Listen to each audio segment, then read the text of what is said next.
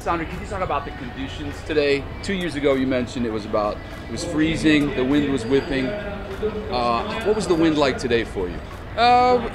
Like cheeky, like it wasn't that perfect. It was like mixing, but I didn't thought about the wind today. I was thinking to be in good focus and throw far, and I did it in first attempt. Yeah. And after that, I was cheering for the 70 meters, but maybe I was too tired for that mark.